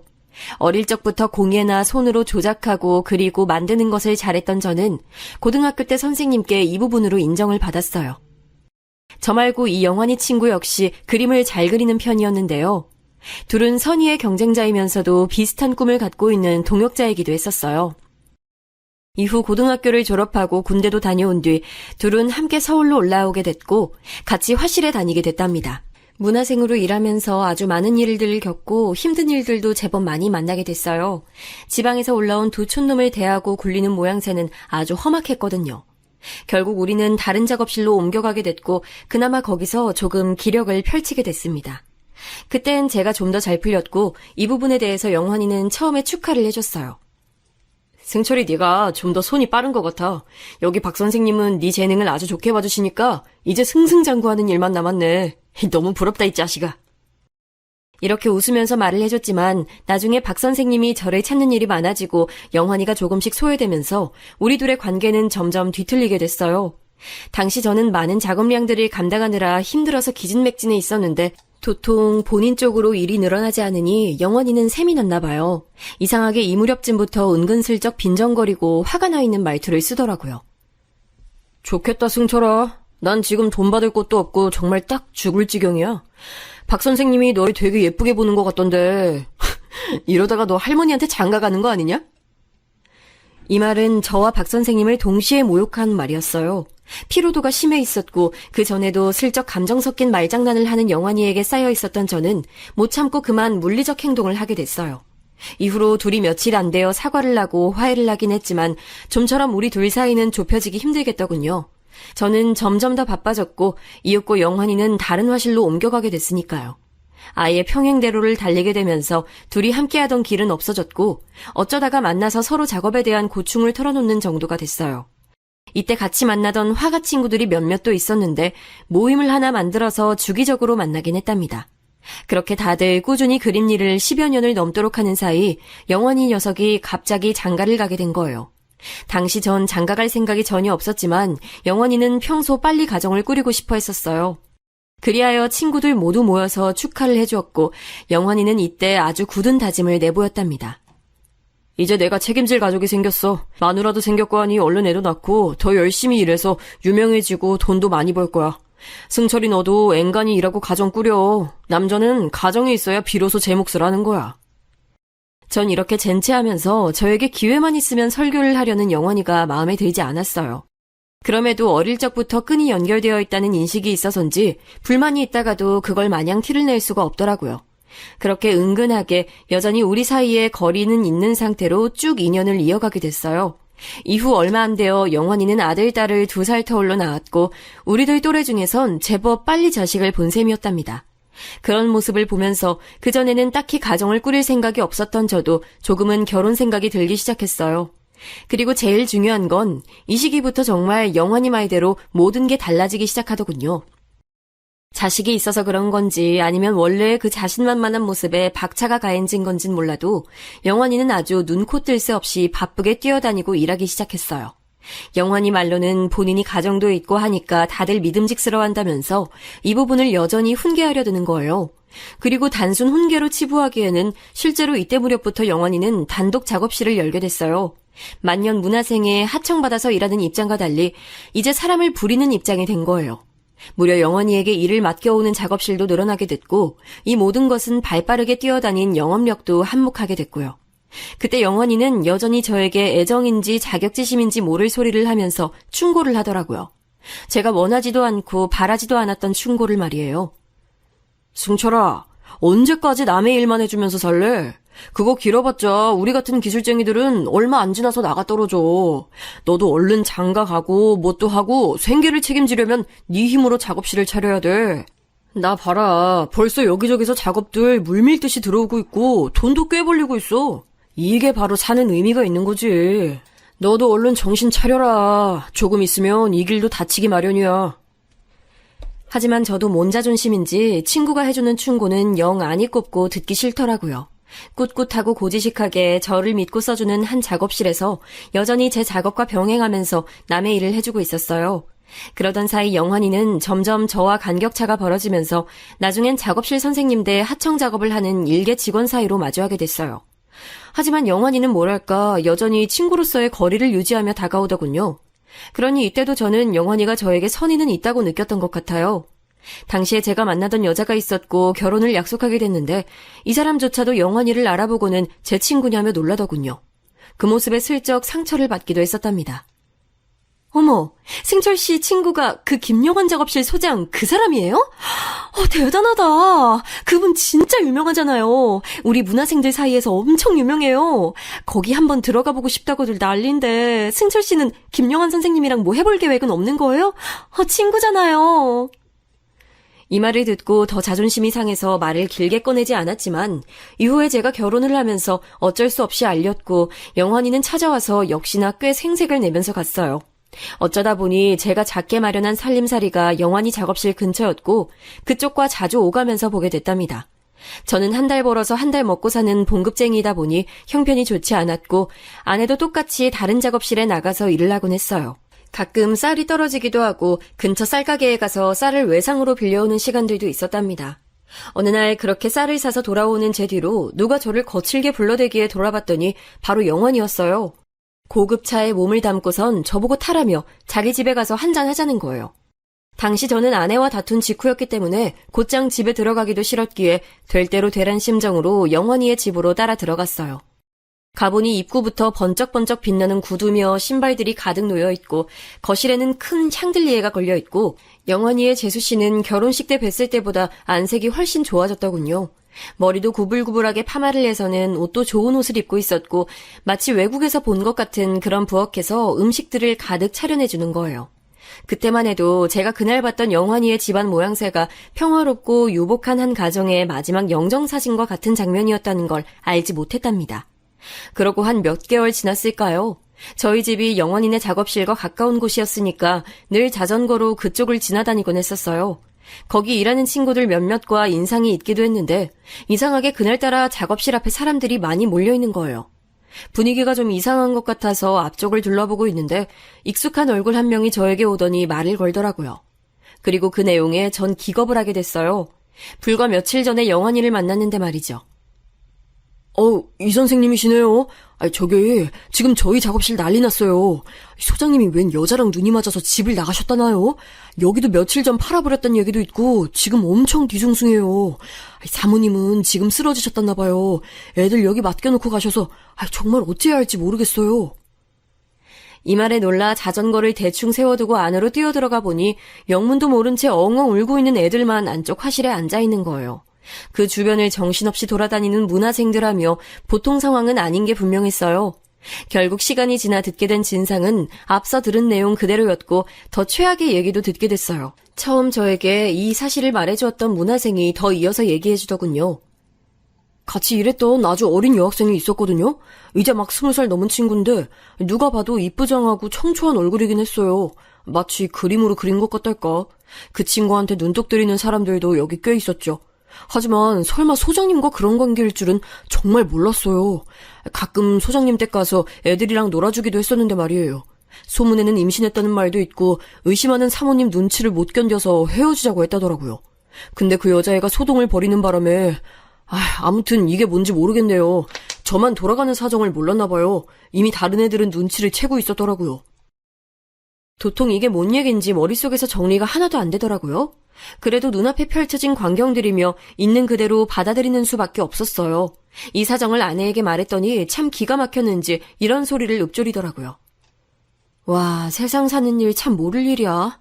난 그 집 옆편에 뭐 저런 팔자가 있나 싶어 부러워했거든. 맨날 비싼 옷 입고 돈도 많아 보이고 애들까지 때깔 좋게 입혀서 키우는 거 보고 내 팔자 한탄이나 했어. 그런데 그런 속사정이 있다니. 난 그렇게 못 살아. 몇 억을 준대도 딴 여자한테 눈 뒤집힌 남자랑은 못 살지. 그건 그렇고 그 집 애들 딱해서 어떡해? 별일이 다 있어 정말. 아내 말 맞다나 졸지에 홀로 남게 되어버린 그 집 재수씨며 애들은 어떻게 됐는지 궁금하긴 했어요. 집을 모르는 것도 아닌 거로 아내와 같이 한번 찾아가 봤는데요. 집안 꼴이 말이 아니더라고요. 뭔가 다 대충 어질러져 있고 애들은 그 으리으리해 보였던 거실에 대충 방치되어서 과자나 깨물어 먹고 있었어요. 보다 못한 제가 엄마 안 계시냐고 물었더니 큰애가 울먹이면서 안방을 가리키더군요. 그래서 가봤더니 담요를 깔고 누워있는 재수씨가 보였어요. 저기 재수씨, 저 이승철입니다. 잠깐 아내랑 한번 들려봤어요. 괜찮으신가요? 이렇게 말을 걸었더니 재수씨는 그 자리에서 벌떡 일어나 앉고는 저랑 아내만 있는 걸 보고 다시 한숨을 팍팍 쉬더군요. 그러더니 잔뜩 쉰 목소리로 겨우 대꾸를 했어요. 뭐 때문에 오신 거예요? 지금 누구 만날 기분이 아니에요. 그게 아니라 영환이 연락 안 되시는 겁니까? 지금 사정이 어떻게 된 건지 잘 몰라서. 제 말이 떨어지기가 무섭게 재수씨는 곧바로 눈가가 벌개지더니 이윽고 눈물을 터뜨리면서 오열을 하는 거예요. 이거 제가 구멍난 댐을 잘못 건드리기라도 한 양 엄청난 눈물이 장시간 쏟아지는 것을 눈으로 보게 됐어요. 꼬기집애랑 도망가서 사무실도 팔아버리고 지금 우리 집도 넘어가게 생겼어요. 그 앙큼한 기집애가 대체 얼마를 달라고 요구한 건지. 이 집에도 이제 오래 못 있어요. 애들이랑 같이 우리 시골 친정으로 가야 한다고요. 정말 그 인간 딱 한 번만 볼 수 있다면 다 엉망진창으로 만들어버리고 싶어요. 이런 모양새를 보고 있으니 저도 한숨이 팍팍 나오더라고요. 더 뭐라 말할 길도 없었고 정말 가슴이 갑갑해지는 것만 느껴졌어요. 그런데 문득 여기 재수씨도 그렇지만 밖에 겁에 질린 얼굴로 있는 아이들이 너무 안쓰럽게 느껴지더라고요. 저도 형제가 많은 집에서 자라서 그런지 늘 복작복작하게 자라왔고 애들이 저렇게 어른 눈치를 보며 괴로워하는 걸 더 보기 힘들었어요. 저기 재수씨, 괜찮으시면 제가 애들 좀 집에 데려가서 밥을 먹여도 괜찮을까요? 많이 배가 고파 보이네요. 엄마가 아파 보이니 애들도 걱정하는 것 같고 말이에요. 제 말을 듣자마자 재수 씨는 바로 표정이 일그러지면서 눈썹 모양이 팔자가 되더니 두 손으로 얼굴을 가리고 또 엉엉 울기 시작하는 거예요. 그러고는 고개를 엄청 크게 끄덕거리면서 그 자세 그대로 앞으로 절하듯이 몸이 엎드려지는 거예요. 고마워요, 고마워요. 내 새끼들, 지금 내가 내 새끼들도 돌볼 정신이 안 돼요. 고마워요. 이런 모습을 보니 애도 없이 결혼 연차만 늘어가고 있는 우리 부부 입장에선 참으로 마음이 좋지 않았어요. 그대로 나가서 애들 둘을 데리고 우리 집에 왔고 아내가 얼른 집에 있는 것들로 먹거리를 만들어줬어요. 대충 찌개와 계란 후라이와 생선 같은 것만 구워서 차려준 것 같은데 애들이 얼마나 허겁지겁 먹던지 가슴이 저리 타더군요. 못 먹는 시절도 아니고 못 먹고 자란 애들도 아닌데 갑작스런 아빠의 행방불명으로 엄마는 저렇게 주저앉아 있고 밥 하나 달란 소리 못하고 과자를 찾아서 먹고 있던 모습이 안쓰러웠어요. 적당한 때에 데려다 주려고 했지만 아무리 봐도 그 침통하고 어두운 집 분위기 속에 얘네들을 다시 보내기가 좀 그렇더라고요. 그래서 며칠 이쪽에서 데리고 자는 게 좋지 않을까 싶었고 다행히 아내도 동의해줬어요. 전화 걸어서 얘기를 했더니 재수 씨도 며칠간만 부탁한다고 하더군요. 네, 감사합니다. 정말 감사해요. 지금 저도 제 몸 추스르기 힘들어서 애들한테 너무 미안한데 그렇게 해주신다니 몸둘 바를 모르겠네요. 감사합니다. 엄마가 곧 찾으러 간다고 얘기해주세요. 이렇게 답을 듣고 우리는 좁디 좁은 집이지만 한쪽 방을 내주고 둘이 부엌 옆 조그만 공간에서 잠을 잤어요. 불편하다고 느낄 겨를도 없었던 게 그 조그만 아이들이 밤새 눈물을 훌쩍거리다가 또 깨고 겨우 잠들고 하는 걸 보니까 마음이 아프더라고요. 그런 모습을 보면서 도대체 영환이 이 녀석은 무슨 생각인 건지 어떻게 자기 핏줄들을 다 버리고 그리 도망가 버릴 수 있는 건지 이해가 되지 않았어요. 그런 상황을 지켜보다가 아무래도 마음이 좋지 않아서 아내에게 또 의논을 했는데 이 부분은 아내가 동의해주지 않더라고요. 말도 안 돼. 그런 돈이 어디 있어. 당신 몰라? 저 집 돈 많던 집안이야. 집 다 날리게 생겼다는 것도 그냥 앓는 소리로 하는 말일 수도 있어. 아니 누가 누구 생각을 해주고 있는 거야 대체? 애들이야 좀 짠하긴 해서 데리고 있자고 했지만 돈까진 아니지 정말. 진짜 지나가던 개가 없겠어. 아니 우리 형편에 무슨 부잣집 마나님네 망한 걸 걱정해. 제가 볼 땐 얼마 안 가서 집도 다 내놔야 할 테고 재수 씨 혼자서 애 둘을 데리고 시골을 간다고 해도 그 집 형편을 전 알고 있었어요. 왜냐면 영환이가 결혼할 무렵 둘 다 집이 찢어지게 가난하다고 했었거든요. 그러다가 저렇게 돈도 불어나고 성공한 걸로 아는데 시골집 내려가봤자 생활 궁하고 살기 힘든 건 차이가 없을 것 같았어요. 그래서 결국 애들 데려다주는 길목에 아내 몰래 제 돈 얼마를 떼서 건네줬어요. 그 집 막내인 딸아이의 손에 쥐어주며 이거 엄마에게 드리라고 했습니다. 이거 삼촌이랑 이모가 드리는 거라고 해. 엄마 말씀 잘 듣고 오빠 말도 잘 듣고 잘 지내고 다음에 삼촌 또 만나면 그땐 곱하기 놀이도 하는 거야. 알았지? 그렇게 저는 눈물이 그렁그렁한 그 남매들을 재수 씨 손에 넘겨보냈고 얼마 안 가서 시골로 내려갔다는 소식을 듣게 됐어요. 그도 그럴 것이 그 동네에 기묘할 정도로 고급스러운 그 집에서 짐을 내리고 공간을 빼는 모양새는 무척 눈에 띄었으니까요. 영환이의 작업실도 곧장 다른 곳에 팔렸는지 간판도 다 내렸고 아무튼 업계에서는 아주 흉흉한 소문들만 무성하게 되었답니다. 그러고 몇 년쯤 지나서 우리 부부에게도 반가운 소식이 찾아왔으니 바로 아이가 생긴 거예요. 첫 아이는 딸이었고 2년 뒤에 아들까지 태어나게 됐습니다. 저에게 너무 꿈같은 아이들을 품에 안고 나니 그제서야 옛날에 영환이가 했던 말이 문득 떠오르는 거예요. 가정을 꾸린 뒤에 남자는 비로소 남자다워진다. 남자의 역할을 한다. 사회에서 인정을 받는다 등등의 말들이요. 사실 바꿔 생각하면 그렇게 됐을 때 남자의 자격이 생기는 건 아니고 부양할 몫이 생기니 그걸 짊어지는 모습으로 바뀌어간다고 생각해요. 한편으론 그렇게 목숨처럼 소중하고 이쁜 아이들을 보면서 영환이의 어떤 부분이 참 독하단 생각이 들었어요. 어떻게 생떼 같은 자식들을 두고 여자와 도망간 것일까, 자기 애들이 보고 싶지 않을까 등등의 생각 말이에요. 그러면서 애들이 커가는 동안 저도 조금은 수입이 늘었고 지하 단칸방에서 연립으로 이사가게 됐어요. 90년대 초반에 지하 단칸방을 탈출하고 연립으로 가게 된 건 제 기준에서 나름 성공했다고 볼 수 있었답니다. 드디어 1층으로 올라왔고 지금으로 치면 한 25평대의 마당이 있는 연립에 들어가게 됐으니까요. 이때 저희 아버지며 본가의 가족들도 비로소 서울에 있는 아들 집에 오셨었고 누나들과 형, 동생도 둘러보러 왔었어요. 아마 그들 중 제가 제일 형편이 괜찮은 상태였으니까 그랬던 것 같네요. 그런데 이때가 제 인생에서 가장 유복한 시절의 한 장면이었다는 것이 참 가슴이 아프게 느껴지네요. 당시만 해도 저는 젊었고 패기가 넘쳤고 단기간에 나름의 성공을 이루게 되었다고 여겨서 무척 기뻐하고 있었어요. 번듯하게 집을 샀고 지하에 있는 집도 세를 주게 될 정도로 신세가 달라졌으니까요. 역시 가정이 생기니 책임감도 생기고 죽기 살기로 일하니까 뭔가 달라지나 싶었어요. 그런 와중에 이런 소식까지도 듣게 됐답니다. 업계에서 만난 친구로부터 말이에요. 이봐 승철이, 그 영환이 소식 들었나? 뭐? 영환이? 김영환 말이야? 이 소식을 전해 들은 건 그 소동이 있고서 거의 5년이 지난 이후였기에 듣고 무척 놀랐었어요. 글쎄, 그 난리를 쳐놓고 나서는 마누라랑 이혼했다고 하더군.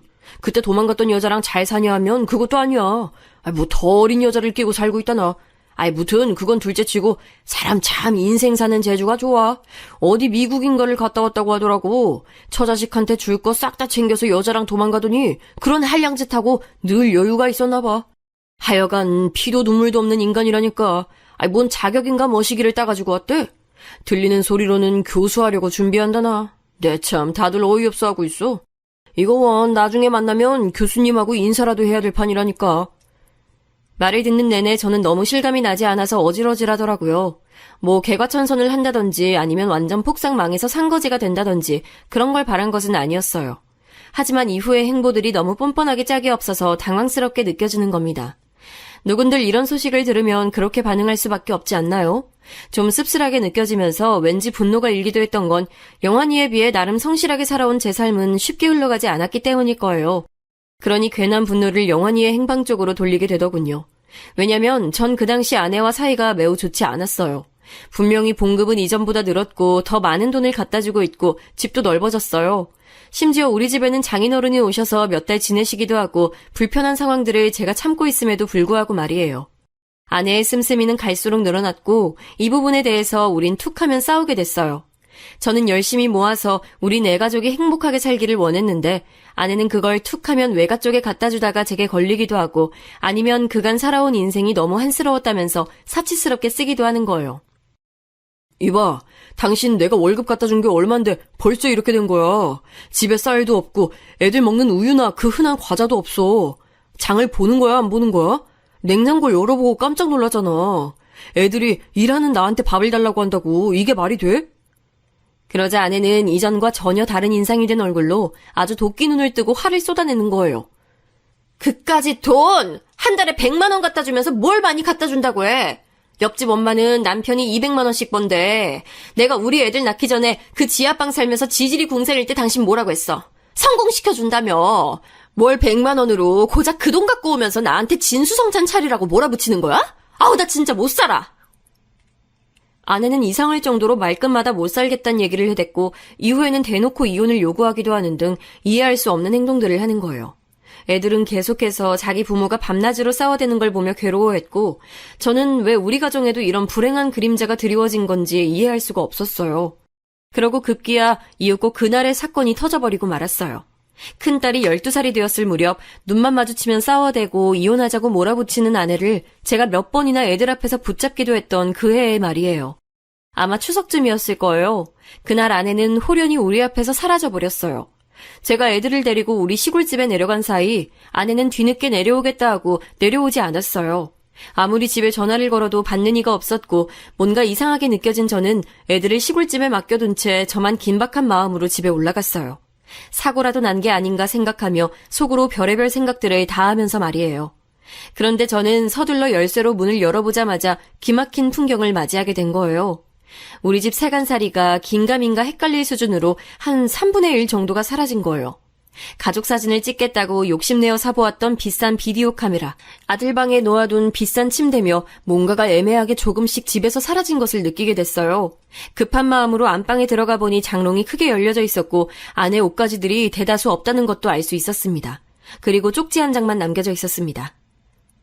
그동안 잘 살았어요. 당신과는 이렇게 끝내고 싶습니다.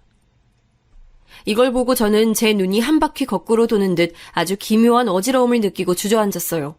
그 뒤에 어떻게 일들을 처리했는지 잘 기억도 안 날 정도예요. 제 누나들과 동생이 우리 집에 애들을 데리고 같이 바래다 줬고 상심한 제가 걱정되어 며칠간 같이 있어주고 음식도 만들어주며 지냈어요. 그러고 다들 돌아갔고 그 뒤론 저와 아이들이 같이 힘내어 살아가는 수밖에 없었죠. 마치 이 모양은 어디서 많이 본 것 같은 장면이란 생각도 슬쩍 들었어요.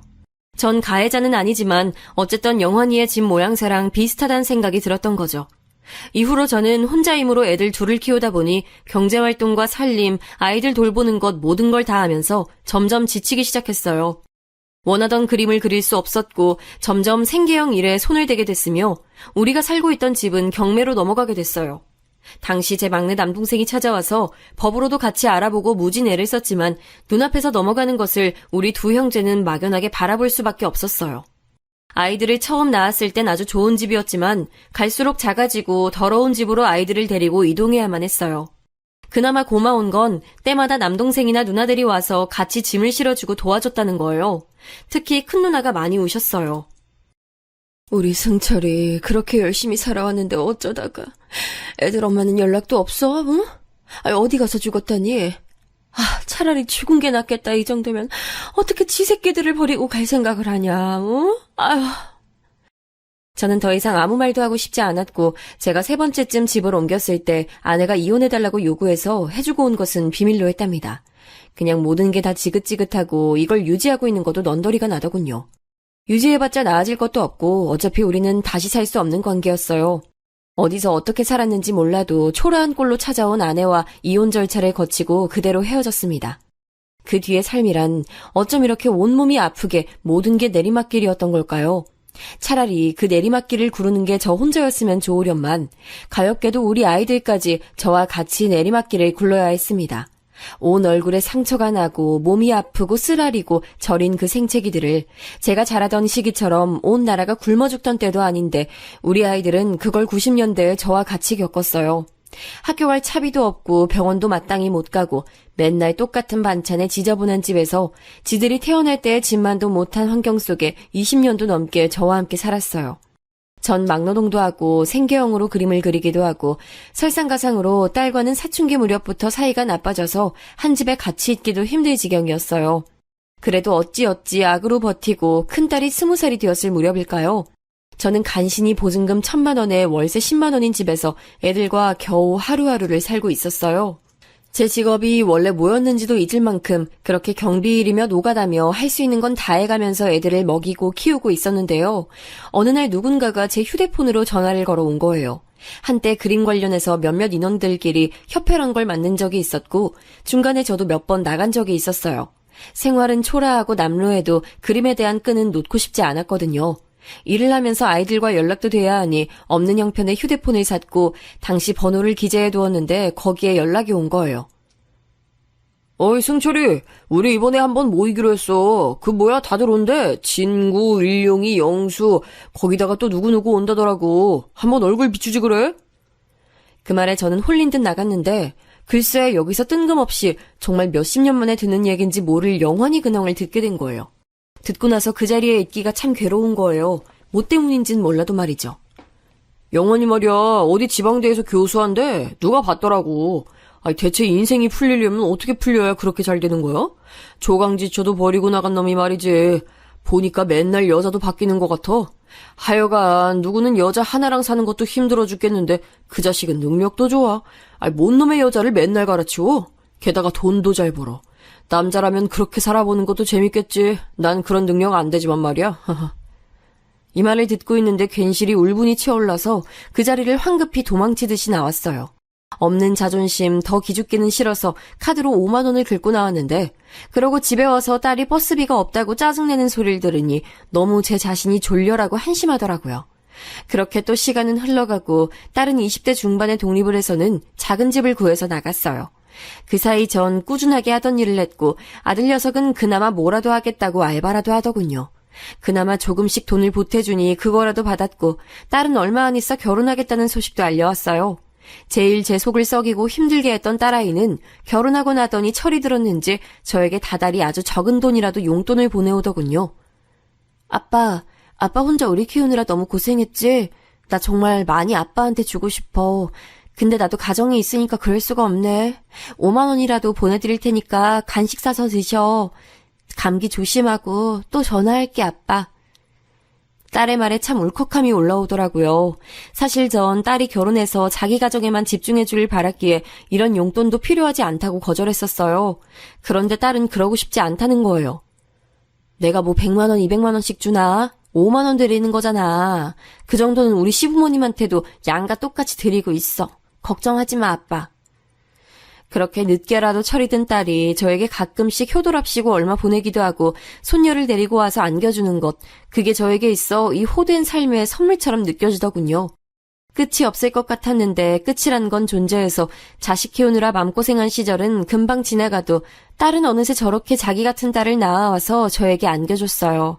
아들 녀석은 저와 성격이 비슷해서 어떤 때는 불같기도 하고 하여간 좁아터진 집에서 둘이 사는 동안 싸우기도 아주 많이 싸웠답니다. 그런 와중에 갑작스런 소식을 듣게 됐어요. 제 인생 바빠서 제대로 들려보지도 못하고 누나들이나 동생, 형에게만 맡겨두기만 했던 저희 아버지가 말이에요. 저에겐 아주 평범한 날들 중 하루였던 어느 날 새벽 돌아가셨다는 겁니다. 다급한 여동생의 목소리를 듣고 재빨리 움직이게 됐고 장례를 치르는 동안 몹시 마음이 울적해지더군요. 우리 나이쯤 되면 그런 일 겪는 건 다반사고 그 어느 세대보다 부모님을 떠나보내는 일이 많은 세대가 아닌가 싶어요. 알면서도 전 서운했고 알면서도 모든 게 제 탓인 것 같아서 마음이 갑갑하게 느껴졌어요. 게다가 가장 저를 쓸쓸하게 했던 건 그때 찾아와준 저의 지인이나 친구는 얼마 없었다는 거예요. 그나마 딸과 사위, 아들이 옆에 와서 자리를 지켜주는 덕에 그럭저럭 시간을 넘기게 됐습니다. 그나마 지금에 와서야 형제들이 말하기를 코로나 이전에 돌아가신 것이니 다행이라고 생각하는 게 나을지도 모르겠어요. 여동생과 남동생이 번갈아 가면서 모시느라 아주 고생했고 아버지도 말년에 잔병치레가 많으셨다고 하니까요. 그런데도 어쩌면 인생은 이렇게 바람잘 날이 없는 건지 다른 분들에게도 엄청난 사건이었겠지만 저 역시 충격적이었던 코로나를 겪게 됐어요. 아들과 그 좁고 좁은 단칸방에 살면서 날마다 부대끼기도 힘든데 코로나에 걸리면 자가격리를 하던지 둘 중 하나는 응급실에 가야 했으니까요. 그리고 제 인생 유일한 기쁨이었던 손녀를 보는 것도 몇 년이 허락되지 않았어요. 영상통화를 하거나 목소리를 들을 수 있었고 어쩜 인생은 이리도 저를 힘들게 하고 차갑게 구는지 너무 야속하게 느껴졌어요. 그렇게 단칸방에서 살며 집주인이 매년 나가달라는 소리를 하는 걸 겨우 틀어막으며 지내오던 중 바로 작년에요. 갑자기 제 휴대폰에 낯선 번호로 전화가 걸려왔어요. 근데 그 번호로 걸려온 사람은 다름 아닌 상상도 못했던 제 친구 영환이었던 거예요. 뭐? 영환이? 김영환이? 아니 근데 내 번호를 어떻게? 저기 그 뭐야 협회 애들한테 물어봤어. 알려주더라고. 좀 갑작스럽지만 말이야. 승철이 자네 나랑 잠깐 보지 않겠나? 어디 사나 요즘? 내가 근처로 가겠네. 도대체 몇십 년 만인지 가늠이 안 되어 생각을 해보니 무려 40년 만이더라고요. 제가 기억하던 목소리보다 좀 더 굵어져 있고 나이가 든 게 여실히 느껴졌는데 아마 영원이가 듣기에 제 목소리도 그랬으리라 생각돼요. 아무튼 저는 처음에는 보이스피싱인가 의심할 정도로 놀라웠으나 이런저런 내용을 확인하니 본인이 맞긴 하더군요. 그리하여 우리 집 근처 역 앞에서 만나게 됐고 둘은 어색하게 근처에 있는 한 카페로 들어가게 됐어요. 무려 40년 만에 얼굴을 마주하는 것이니 젊은 날과 비교하기도 못하지만 참 당연하게도 영원이는 나이가 들었고 머리 전체가 백발이었으며 얼굴 여기저기 누룩 같은 게 껴있는 게 보였어요. 동갑내기인 나보다 더 나이가 훌쩍 들어 보이는 것이 노화에도 참 여러 가지 모습이 있다 싶더군요. 다만 경제적으로는 여전히 저보다 여유가 넘쳐 보이긴 했어요. 좋은 차를 타고 왔고 차 안에서 누가 기다리고 있기까지 했거든요. 사람이 너무 오랜만에 얼굴을 보고 많은 변화를 한눈에 받아들이게 되면 좀처럼 말이 안 나오는 법인가 봐요. 저도 영원히도 처음엔 누구 하나 먼저 입을 열지 못하고 멀뚱히 커피만 마셨으니까요. 그런데 영원이가 가방에서 두툼하고 묵직하고 큰 봉투를 꺼내더니 제 쪽으로 툭 밀어놓는 거예요. 이게 뭔가? 서류인지 뭔지 몰라도 아무튼 묵직하고 둔탁한 봉투였어요. 한눈에 봐도 꽤 무거워 보이고 큰 사이즈였고요. 현금 10억일세. 뭐? 저는 이게 무슨 악질 장난인가 싶어서 영원이를 봤는데 영원이의 그 작아진 눈은 장난이나 뭘 하러 온 눈이 아니었어요. 나이 먹어서 주름이며 이래저래 처져 눈이 작아지긴 했지만 적어도 그 눈구멍 안에 보여지는 눈빛이 진심으로 보여지더군요. 왜 이걸 나한테 주나? 게다가 뭐 하자는 거야? 뭐 하자는 거냐고? 이 말을 하면서도 목소리가 떨리고 마스크 안은 습기로 가득 차고 제가 몹시 흥분해 있다는 것을 느낄 수 있었어요. 여러모로 혼란스럽고 화가 나기도 하고 갑작스럽고 많은 감정들이 몰려왔습니다.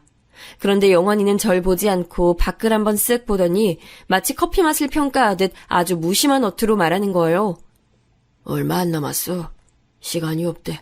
갈 날이 얼마 안 남았다더라. 뭐야? 계속 앵무새처럼 똑같은 말을 되풀이하는 저에게 영원이는 정말로 시간이 아깝다는 투로 자기 얘기를 떠듬떠듬 꺼내놓더군요. 그 말을 듣고 있는데 가슴이 무척 답답하고 숨은 더 가빠오게 됐어요. 둘 사이의 공백이 거의 타인에 가까울 정도로 컸던 와중에 이렇게 갑작스럽게 마주쳐서 들은 내용이 저 얘기였으니까요.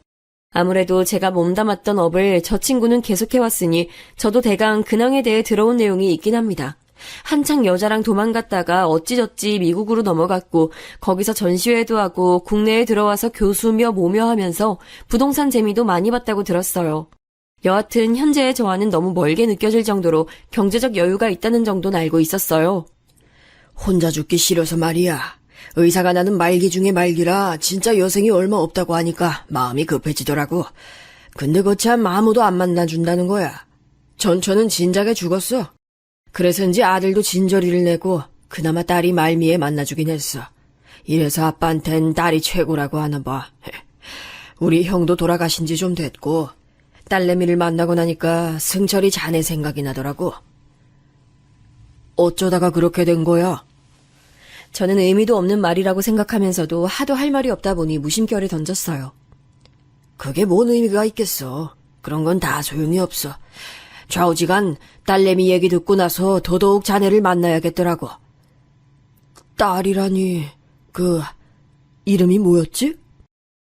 너무 오래되어 기억도 안 나는 영환이의 딸 이름을 영환이는 눈이 부신 듯한 표정으로 웃어 보이며 답하더군요. 미정이, 김미정. 우리 미정이, 아주 예쁘게 키우고 싶었던 우리 미정이.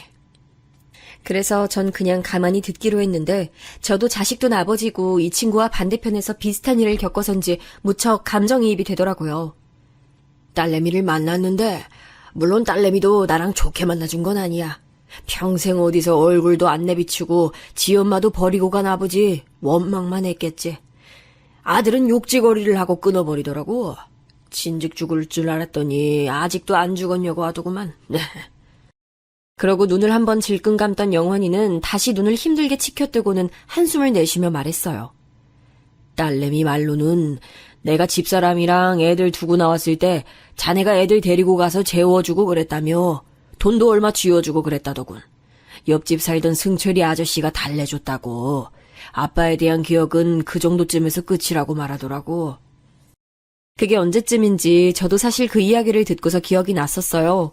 여기 사연을 보낼 때도 그 기억을 바탕으로 위로 올라갔다가 내려갔다가 하면서 적을 수 있었던 거고요. 아무튼 영환이 딸 입장에서는 지 아빠에 대한 기억이 그쯤이었을 테고 아주 통탄스럽게 헤어지던 그때 제가 이런저런 역할을 했던 건 그냥 기억 장치 중 하나로서 떠올렸겠죠. 그런데 영환이는 딱히 그것에 대한 보답으로 만나자고 한 건 아니라고 하더군요. 정말이야. 그것도 그거지만 딸이랑 만나기 전에도 자네 생각이 났어. 왜냐면 나는 그림쟁이 일을 하는 동안 늘 자네랑 붙어 있었으니까. 이렇게 말하긴 좀 뭐해도 꼴에 우리는 중마고우였잖아. 그렇잖아. 자네는 어찌 생각할지 이제 난 자신 없지만 나 이렇게 된 마당에 내 마음대로 그렇게 생각 좀 해도 되지. 마지막에 그거 하나만 좀 허락해달라고. 다 살게 된 마당에 이렇게 와서 구차하게 돈 내밀면서 부탁하는 거야. 친구 짤이 하나 비워달라고 말이야. 우리 딸, 그날에 우리 식구들한테 자네가 그렇게 해준 것도 고마워. 그건 당연히 너무 고맙고 면목 없게 생각해. 아무튼 그래. 여기까지 듣는데 저도 감정이 이상하게 북받쳐 오르면서 잘 정리가 안 되더라고요.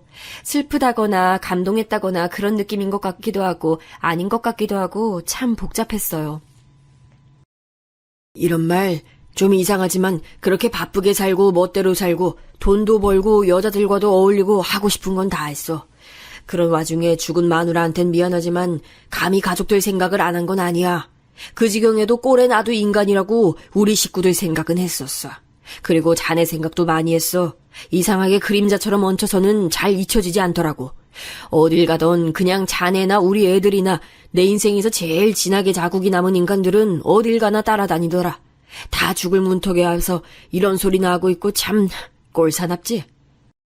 그러면서 영환이는 말도 제대로 마무리 짓지도 않은 채 어딘가 전화를 걸더군요.